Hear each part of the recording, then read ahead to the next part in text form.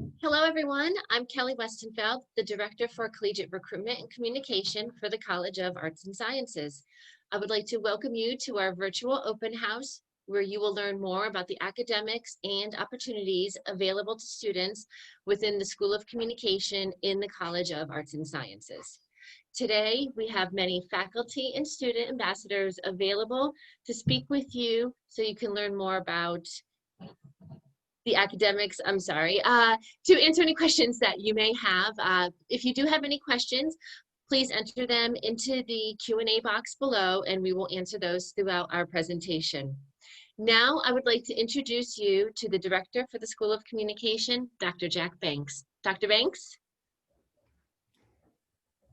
Hello. It's good to see you here today. I hope you can see me. Hi, this is Jack Banks from the School of Communication. It's great to be with you here today. What we're going to do is talk about the programs that we offer for undergraduates in the School of Communication, and talk about some of the great aspects of these programs. To help me out, I'm joined by a number of our colleagues and outstanding students. I first wanted to introduce Adam Chiara, Applied Assistant Professor of Communication, and Lynn Kelly, Professor of Communication, and Dakota Nanton, Assistant Professor of Cinema. We're also going to have two students help us out here to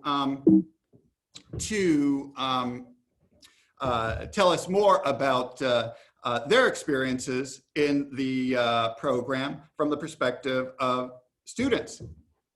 So just to give you an overview of the programs that we offer.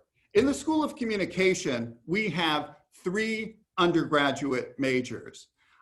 We have a major in cinema, which is a blend of film production and film studies, where students learn how to critique and analyze films, but also how to make their own original films and video productions.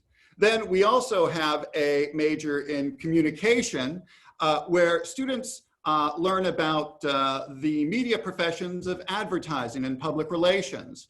They can specialize in communication studies, where students learn about how people communicate in different settings, interpersonally, in small groups, and organizational communication.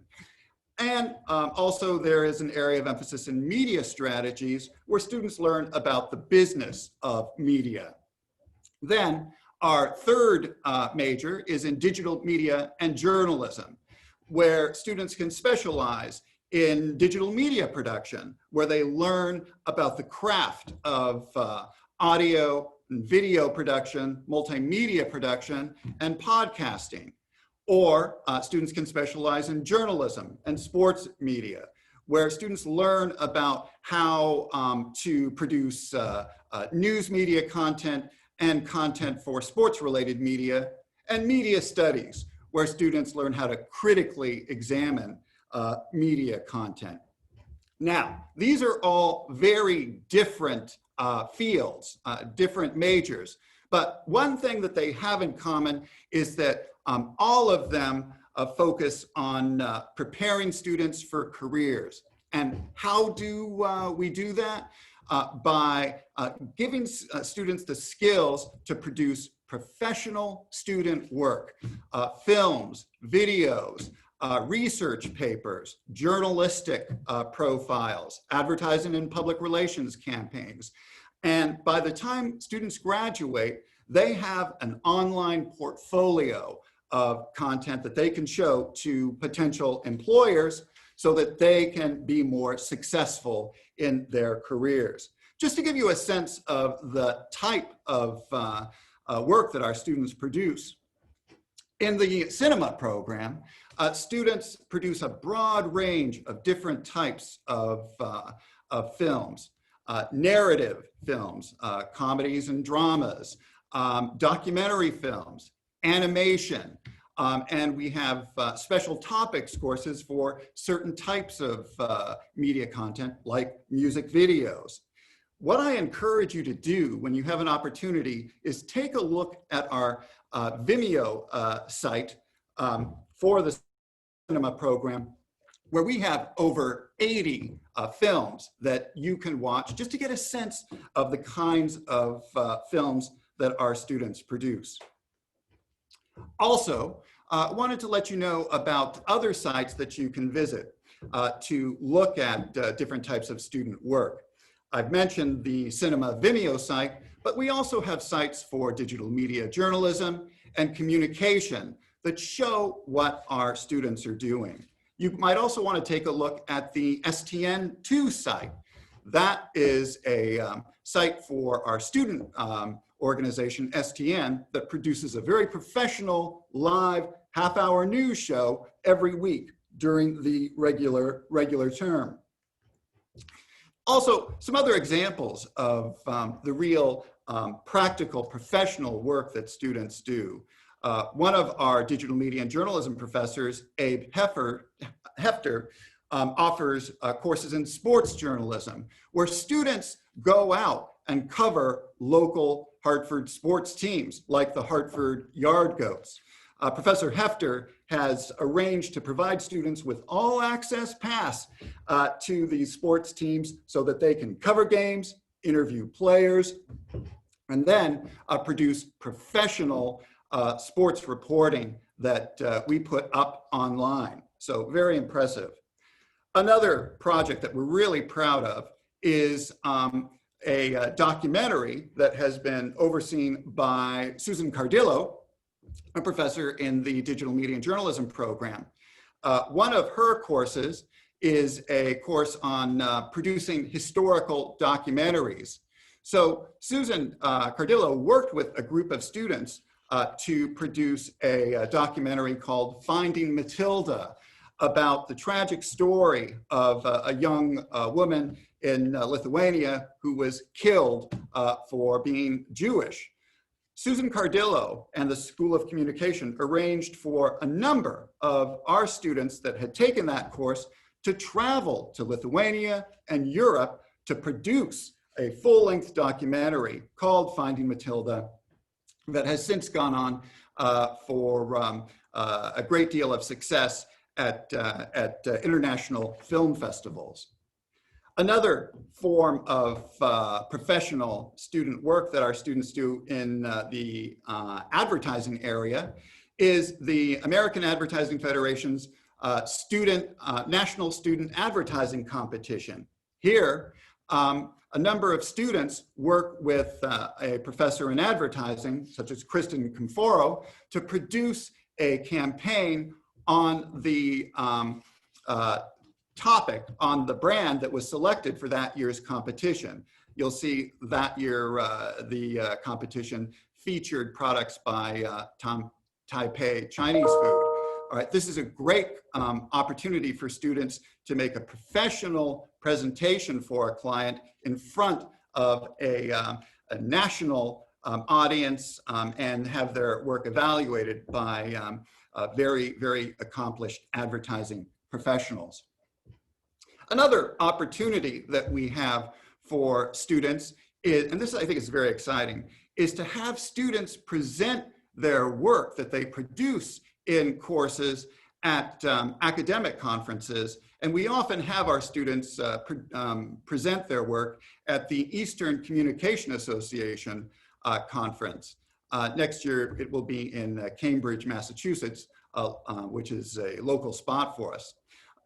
Dr. Lynn Kelly often has students present at this conference, and I wanted to just ask her to say just a word or two about that.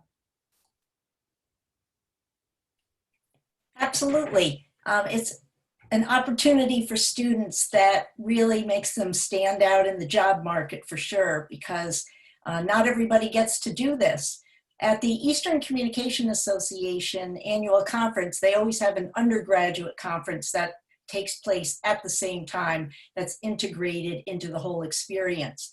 And so when students in my classes do papers and research projects of different kinds, I invite them to put together a proposal to submit to the Eastern Communication Conference. And if they get, I help them with their proposals, and if they get accepted, I help them with the preparation that's needed. They need to prepare sometimes a poster that they're going to deliver. They come to my office and they practice their presentations. We get them ready. Sometimes I'm even able to help them find some funds to pay for their transportation. I always take them out to lunch over in wherever we are for the conference. So they definitely get a lunch out of the deal. But it's also a great opportunity for them to meet other students who are working in the field of communication and earning their degrees. They get to meet graduate students, and they get to meet faculty whose work they've read and heard about throughout their education. So it's a really great opportunity, and I'm hoping Cambridge is one that we can take advantage of next spring. Thanks, Lynn. So we've been talking about all of the kinds of work that our students do to help prepare them for careers. Well, obviously, this last year has been very challenging for us because many of our students have had to work on these kinds of projects remotely. But I'm very proud to say that our students have done great work producing this type of professional content at home with mentoring from their faculty. I wanted to just call attention to a couple of examples of work that students have been doing remotely lately. One really standout success has been Professor Dakota Nanton's Conscious Student Film Festival that started out as a traditional class, but then after we went remote, students produced their films at home. Dakota, I was wondering if you could say a few words about how that went. Hi. Yeah, I'd be happy to. So the Conscious Media Student Film Festival was born out of a class called Making Conscious Media, which was a class which dealt with like how filmmakers and creators of media deal with difficult topics and how we relate to the world around us through media. And as part of that class, we were able to bring working filmmakers from around the country to share their work and present that to the students, so students could like get one-on-one time with working filmmakers. And when we went online, which, you know, as I'm sure you know, happened unexpectedly partway through the semester last year, we really shifted focus and looked at like techniques that students could complete at home with equipment they have available to them. So working with cell phone cameras or still images, working with found footage, rudimentary animation techniques that you could do at home. So really, like, we didn't want to lose any of that time, but instead shifted gear and looked, used that final project, which was this curated student film festival, as a way for students to make work about what they were experiencing in these changing times. And each student in the class made a film that was then shared digitally with this student film festival, so that like audience members could log in and watch the films on their own time. Yeah, so that was how we dealt with that like really quick shift. And I think it was a really successful project despite all the challenges and adversity. Thanks, Dakota. And I actually heard students say that they had a great experience in that class. Another course that went remote were our courses in public relations and advertising. And in one of our upper level PR classes, Adam Chera worked with students to produce campaigns. And you see some graphics from the work that students did. Adam, could you say a few words about what students did to prepare for these projects? Sure. Thank you, Jack. And, just as Dakota said, it was not expected, but I told the students we're going to take this as a challenge that you're going to be facing. Many of these students in this class, it's a senior level, junior level class. So this was the last semester. These students were going to be going into the job market, and it's a campaign, it's a capstone class. So they basically, the class works in teams. We pair them up with real world clients. So last semester, it was a small business that was a tutoring service, and then another nonprofit in New York City that feeds the homeless. So these were clients that these communication students, these PR students, were coming up with a communication plan for. So when this had to go remote and students weren't able to be physically in the classroom working with each other, they still were expected to get this plan done for the clients. So students were able to work. They figured out how to do it on Zoom and other platforms. And they presented to the clients at the end of the semester just as planned. They showed them their plans, had a presentation for them, and clients were very happy with the work. They got great reviews on the actual quality, and the clients were able to use this in their own business. And which was great for the students was, yes, it wasn't the best of circumstances, but they had a leg up. They have already can say when they go into employers, hey, we created a plan under these circumstances, and we know how what it takes to get something done, even if we have to work remotely. So in a way, I told them it was a good opportunity for them too. It's something that they can carry with them into the job market. Thanks, Adam. Some other projects our students have been working on is what's called the Campus Reboot project. This is very exciting. Our Professor Susan Cardillo is overseeing a project, a video documentary project, examining how universities and colleges around the world are responding to the COVID epidemic and coming up with plans to continue their education. Also, Abe Hefter has done a number of his projects remotely with sports journalism broadcasts that are available online.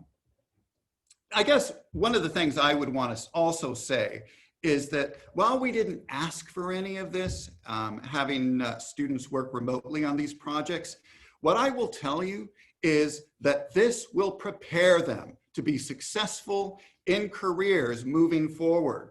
Because like it or not, this is the new normal. Students and media companies are going to continue producing remotely. And I think you see that when you watch CNN or talk shows, or you watch current advertising campaigns. Out in the field, professionals today have to learn how to produce content remotely. Our students, through the experiences that they're getting now, will have a leg up. They can walk into a job and say, yes, I know how to produce this remotely. I know how to incorporate Zoom into productions or advertising campaigns that we are doing. So we've been talking a lot about all of the professional work our students do that help prepare them for careers. But that raises the question, what tools do they have to do that? I'm happy to say that the University of Hartford has made a very extensive investment in equipment for production, new facilities that provide our students with state-of-the-art equipment to use to produce videos, advertising campaigns, films. One of our proudest achievements is a mobile production trailer that is parked outside of university athletics. Our students use this trailer to produce shows of University of Hartford Hawk games that are then presented on ESPN3's digital service. It's a huge opportunity for us.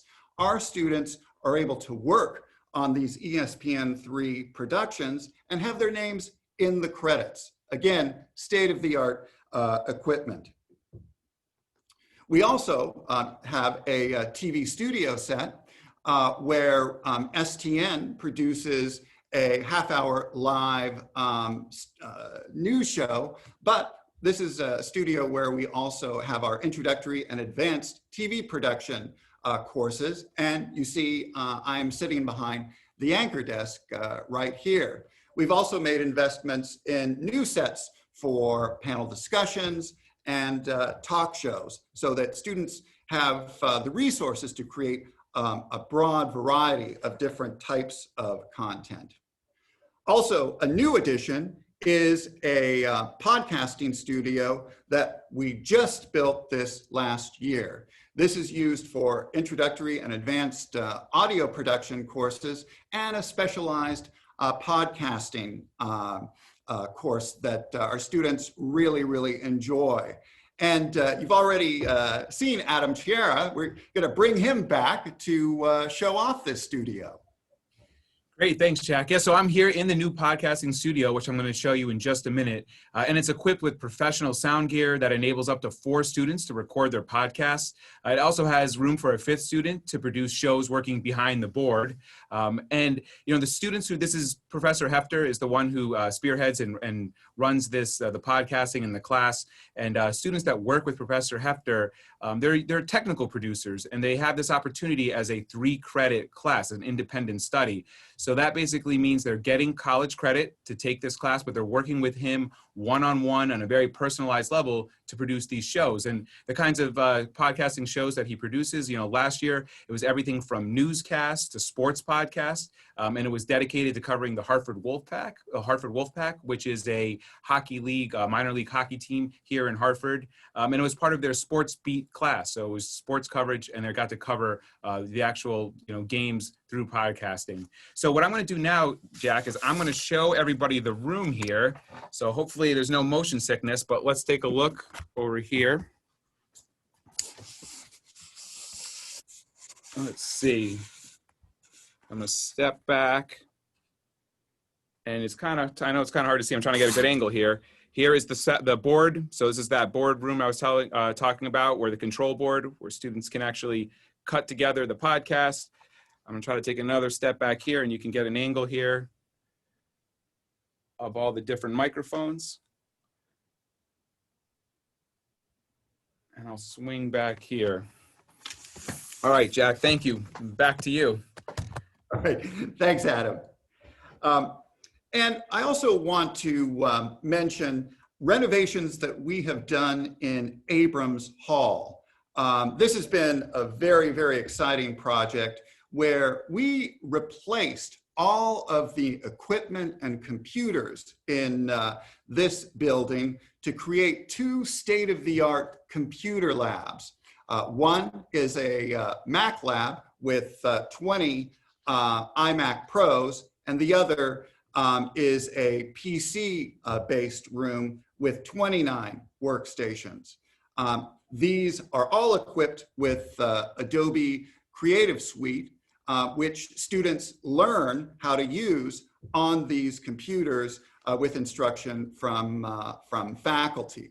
What's great about this is our students, and our students only, have extensive access to these rooms where they not only they not only have their classes in these rooms, but they're able to work in these rooms on their projects. So you have lots of hands-on experience. Now, we've talked about the great work that our students do, the resources and tools that we provide for them to do all this work, but none of that really matters without accomplished faculty that serve as mentors for our students. We see here Adam Chiara again, Abe Hefter working with students in the control room for WWUH, an on-campus radio station, and Lauren Cook there, a accomplished film professor. Our faculty have a great deal of experience and professional expertise to provide guidance to students so that they can produce the best work possible. Very quickly, I also wanted to mention some of the attractive features of courses in the School of Communication. I think one really important feature is our small class size. Whether courses are in person or remote or online, we keep classes small because we think that it is so important for students to get one-on-one individual attention from faculty and to be able to work with their fellow students in small groups. Small class sizes also ensure that students get sufficient time working with equipment, learning computer programs, and doing the best possible work. I'm also proud to say that we are constantly changing the courses that we offer and introducing new timely courses that take advantage of current developments in the field of communication and media related fields. So for instance, I've mentioned we've offered a course on podcasting, one on digital advertising, digital marketing, so that there's always a fresh selection of courses to take.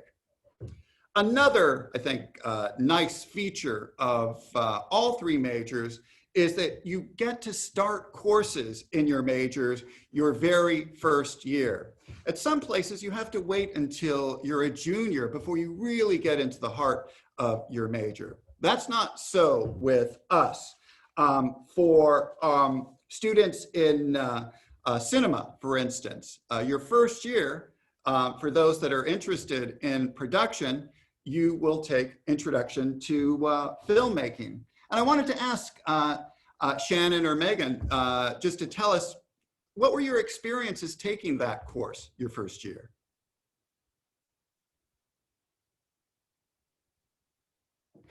All right, well, we may not, oh, yeah, Shannon. Yeah. Hi. So I'm Shannon, and my first year, so yeah, the second semester, you take your intro to filmmaking. First, it's just intro to film studies. And what I really liked about the intro to filmmaking class is that we had projects that were kind of specific to different skills. So we would have like an audio-based project. We would do like a lighting kind of setup. We would kind of get like a solid basis before going into more of the specific classes that you get to choose later on after your freshman year. So I thought it was a very good like ground level, kind of covered all the bases. Great. No, I'm glad you had a good experience with that. Now, in digital media and journalism and communication, your first year, you will take the course Introduction to Digital Media Production, which introduces you to some key software that you'll use in other classes to produce professional work. And I know I keep calling back up. They know I'm going to Adam. Adam teaches this course. I was wondering if you could say a little bit about what students do in that class. Sure, Jackson. Like you said, it's first year students, and I like to call it a media buffet. So it's really a class to expose you and start building those skills. So first, right off the bat, what we have students do within the first couple weeks is you're creating a website for yourself. This is going to be your digital portfolio that you're going to be adding all the work that you do on the semester onto that site. And then really the goal is, even after you leave the class, other work that you do in other class, or even just personal projects that you want, you keep adding to this website that is yours, right? And that you have that to as a portfolio for you when you one day graduate the University of Hartford and are ready to go into the job market. So that's really the intent of it. And right from the start, we have this website. It's not coding, it's template based, so I can get you started really quickly. And then from there, each couple weeks, we start to dive into a different piece of creating digital content, whether that's blogging, how do you create a compelling blog post, whether that's video, telling stories through video, or infographics, creating visuals. We're doing this all through the Adobe suite, so the different programs are like Photoshop and Premiere. That's like the industry standard being used right now, so you're learning the skills that professionals are using. And the other beautiful part about this class is if you are a student that's, I'm a little interested in journalism or public relations, relations or communication studies, but I'm not sure exactly what I want to do.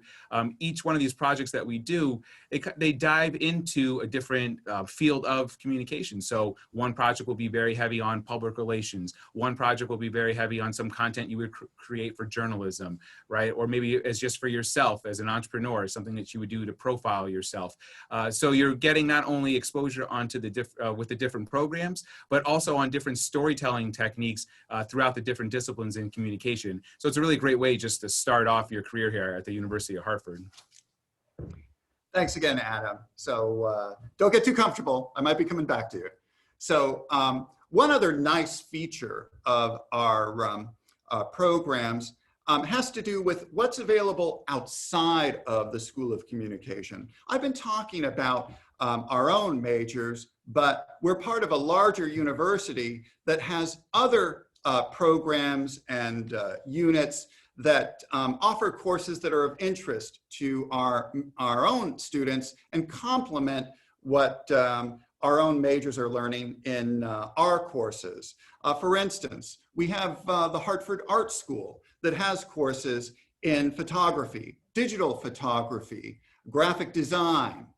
Also, the Barney School of Business has courses in entrepreneurship or marketing that might be of interest to you.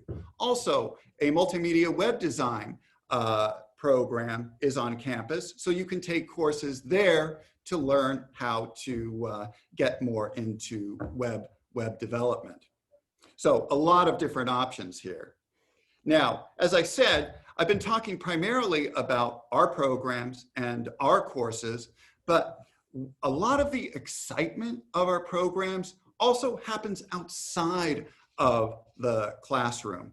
We have a number of vital, energetic student clubs and organizations that pursue interests in communication and media-related fields. I've mentioned STN2. We have 2 radio stations on campus, WSAM, WWUH, a public relations student organization, the Informer student newspaper, and an honors organization, Lambda Pi Eta. Dr. Kelly is the advisor for our Communication Honors Society. I was wondering if you could just say just a word or two about what students do in that organization. Absolutely. So it's a combination of social activities and educational experiences. So the group will get together and invite faculty to go bowling or to have a pizza party or a picnic outside. That's the sort of social side of it. On the more educational side, the students will organize a guest speaker, somebody to come in and talk to them about resume writing, a resume writing workshop. We have guest speakers and sessions on graduate school and what you need to do to apply to graduate school, why you might want to go to graduate school. And then we also do philanthropic activities. We've participated in money fundraising events like a walk to cure juvenile diabetes or the Relay for Life of the American Cancer Society. We've collected food donations and we've written holiday cards to soldiers that are overseas. So it's a wide-ranging set of activities that we engage in, all around building community in the School of Communication. And the students that get inducted into Lambda Pi Eta, they can be in a cinema major, or they can really be focused on advertising or communication studies. So the students from across our program get an opportunity to come together and participate in these kinds of activities. And it's an honor society, so they earned it. They're smart students and they're very successful. Thanks again, Dr. Kelly. I wanted to ask Shannon and Megan if you could tell us about student clubs and organizations that you've been involved with while at Hartford. Sure. So I am in STN2, Student Television Network on campus, and it's been nothing short of a fantastic experience so far. I've been involved since my freshman year. I'm a current senior now. It's been a great way to get hands-on experience in addition to the communication classes that I'm taking, getting hands-on experience as well. We produce live newscasts every Friday, 30 minutes. And I originally went in wanting to do videography, editing, and I'm still very much involved in that aspect. But also during the newscast, there's a bunch of different positions that students can do. There's producing, directing, engineering, audio. So you really get that multifaceted sort of experience through the organization. It's really a great chance to kind of dip your toes in, so to speak, in the many different positions you can do. Megan, I was talking earlier about how we've all had to be very flexible and imaginative and creative to figure out how to continue to produce content in this challenging new environment. What's STN been doing in that regard? I've been hearing some interesting things about how you've started producing content remotely. Yeah, so we actually started doing a little bit of that over the summer. We were writing web scripts for our website that we have, where we would write various news stories that would come up, and we would write that on our website. And ever since the semester started, this semester, we have usually our reporters do in-person interviews, but because of the current circumstances now, that is through Zoom usually. But yeah, otherwise it's just mainly capacity limits as to how many people can be in the studio every week and how many people can be in our office on campus. Right. And I imagine these experiences are going to be vital for helping you get a job after you graduate. Yeah, completely. It's really shown me that to kind of think on my feet, because Right. every day something new might come up. It's very unpredictable times, so but it's been really great to be able to adapt to that and to walk into a future job interview perhaps and say, I've had experience in sort of that unpredictable change. Right, right. Thanks. So, Dr. Chiara, I swear this is the last time I'm coming to you, but I was wondering if you could tell us just a little bit about PRSA and what students do in that group. Sure. Well, for talking about this, Jack, I'd be willing to get on screen again, because I think PRSA is a great organization. It's a student-run club like the others, and while I'm the advisor of the club, I really am hands-off. They are an independent body. They come to me for advice or questions, but it's they together. They decide on they use the skills that they're learning in their classes, and they also are trying to network. And that's really what I think that club is all about. I'll give you some examples. A couple years ago, they said to me, we really want to hold a summit here, a communication summit on campus. And we want to bring in professionals, and we want to get some speakers, and we want to promote the event and use all the skills we're doing in our classes to be able to get this to be a successful event on campus. So, I gave them a little bit of guidance, but I let them run with it. I let them own it, and they did. They pulled off a wonderful event. They got some big speakers to come. There was, close to 100 people total that actually showed up for the event, and those were students and other outside professionals. And they were in charge of the logistics. They were in charge of the promotion. They also go to networking events local here in Connecticut. So Public Relations Student Society of America. There's also a Connecticut chapter that's of working professionals. So they go to those events as well and network with professionals that are working in the industry, here around Connecticut. And even a couple years ago, they went to San Diego for a big conference. You can also compete at these different events nationally.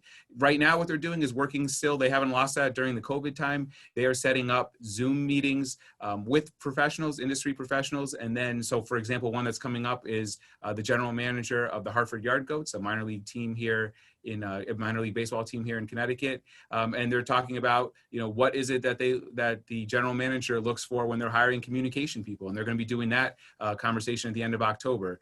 So still very active, even in the COVID time. And it's just they're a very tight group. And it's great to see them being able to use what they're learning in their classes and actually apply it and do it really independently.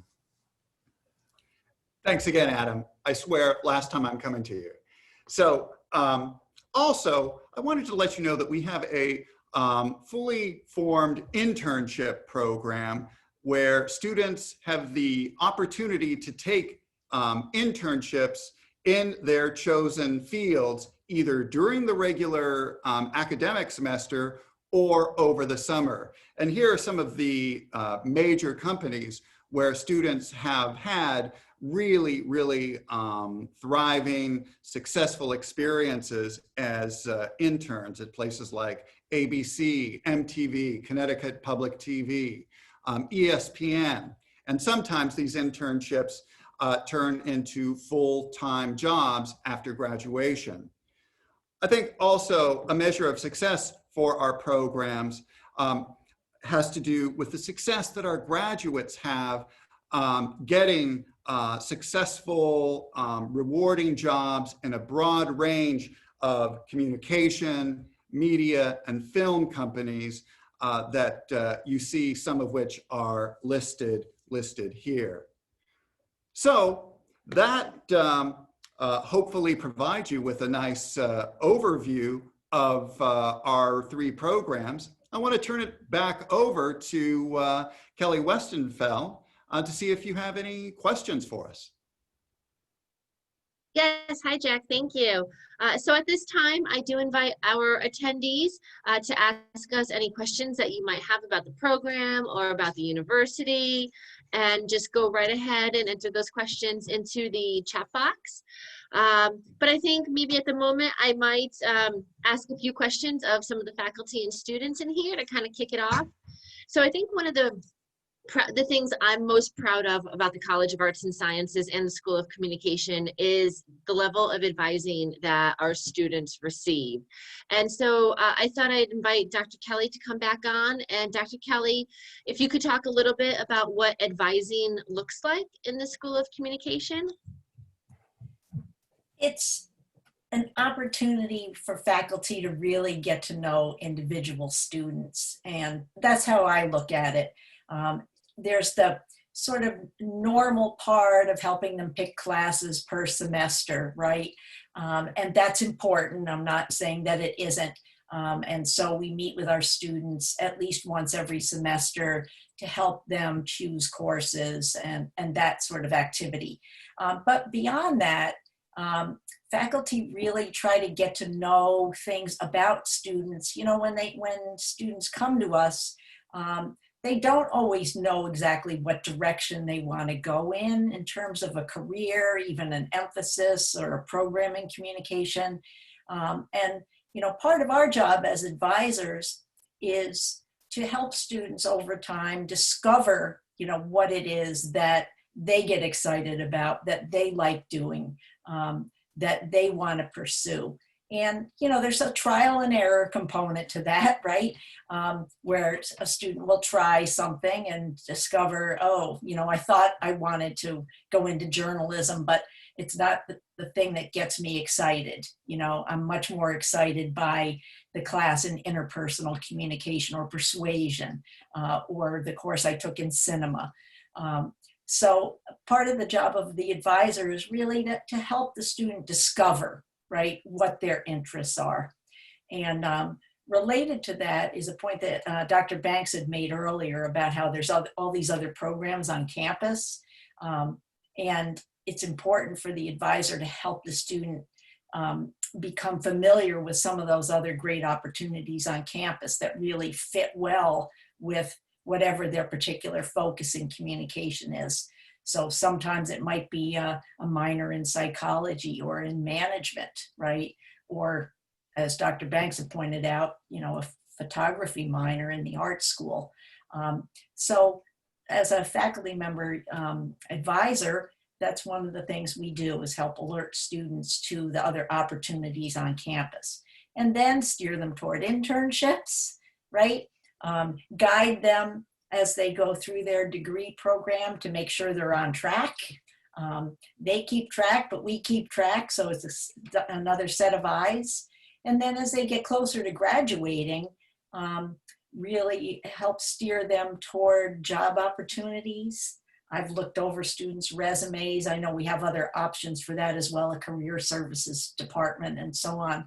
But as an advisor, I've helped students with resume writing, with finding an internship, tapping into my network to help make connections. So it's a 4-year and then some relationship that you develop that's way more than just, what course should I take next semester, right?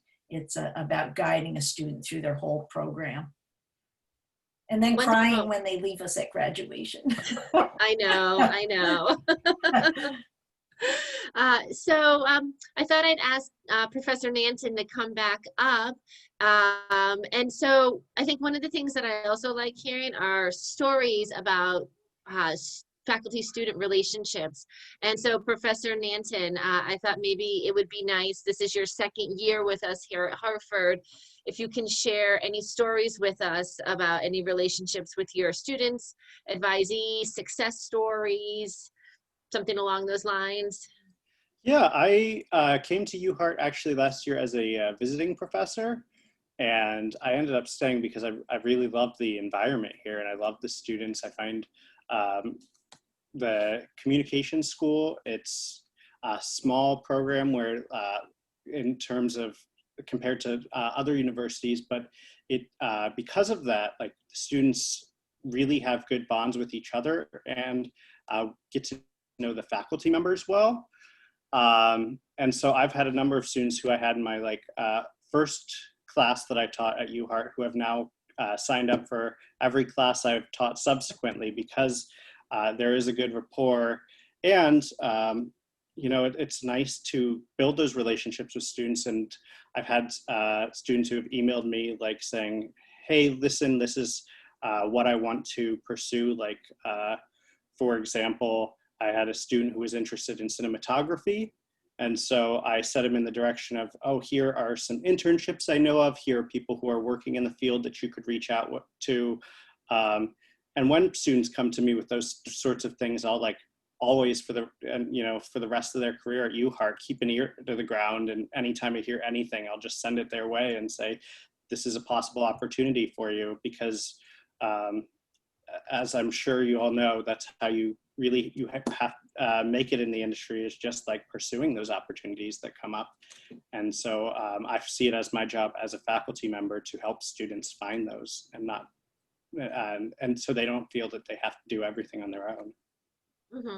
Are you able to share a few of those examples of internships that you've recommended to students? I think that's with cinema, that's one of the most popular questions that I get would be, what kind of internships does a cinema student pursue?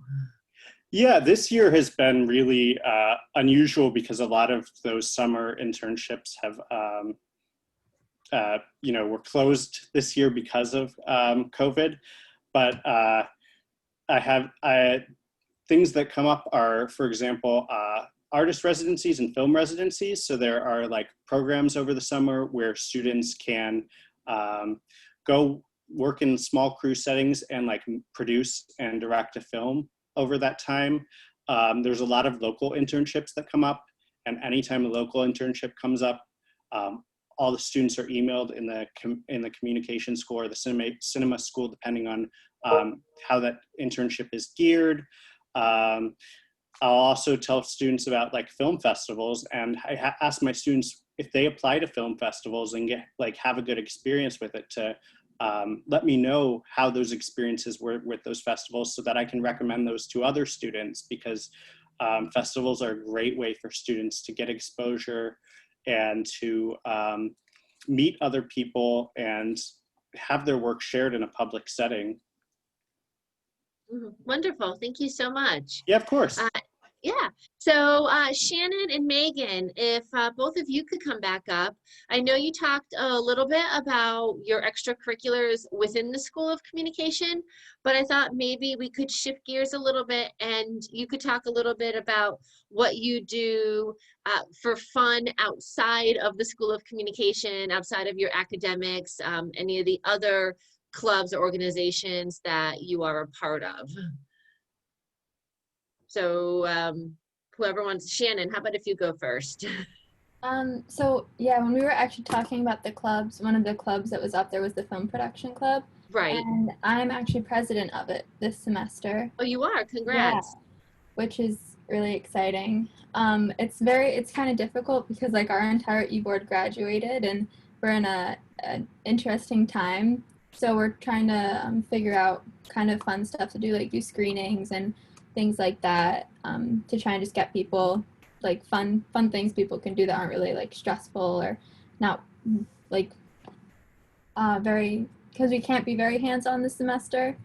But that's it's actually pretty fun right now, like trying to figure all of that out. And I guess other than that, Are you still part of LEAD?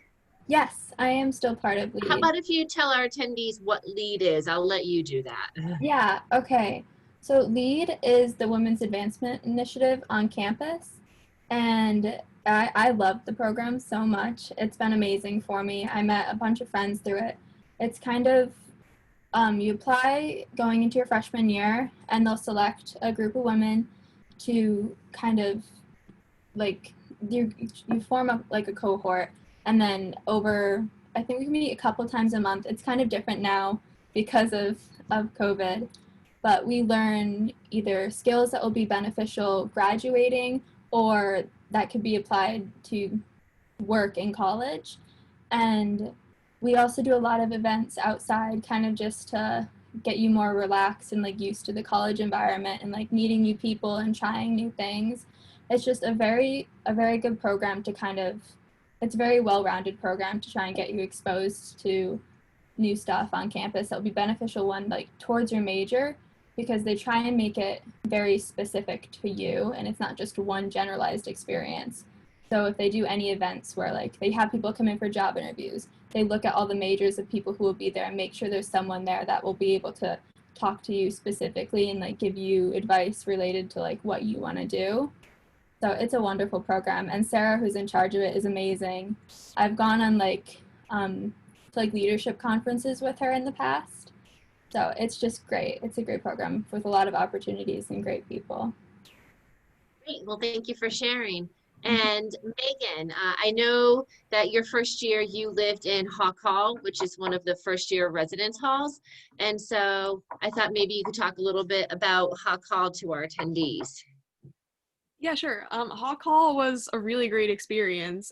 So basically each floor has different categories. So there was wellness, there was science, math, honors. I was on the honors floor, which meant everybody else on my floor, we were all like-minded students, and we actually all got our first semester, we all got put into a class together, a general ed class. And so that was a great experience because we all lived on the same floor. We got to collaborate together on projects for that class.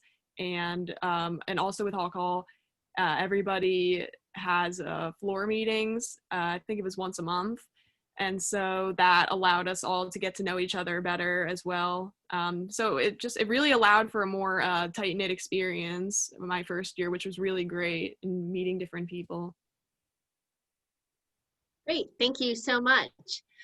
So if our attendees don't have any additional questions, I would like to take this opportunity opportunity to thank all of our panelists today for joining us.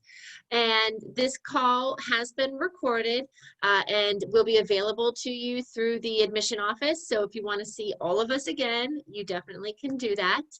And if you have any questions regarding admission or financial aid, if you visit the admission website, on the right-hand side, there is a little tab that says Ask Us. You can speak live with a counselor Monday through Friday from 8:30 to 4:30. Additionally, we are hosting various programming throughout this week about all of the majors within the University of Hartford. So if you have an interest in psychology, criminal justice, mechanical engineering, various programming is offered this week. So just check out that list at the admission website. Thank you very much for joining us today, and we hope to see you on campus next year. Thank you. Take care. Bye-bye.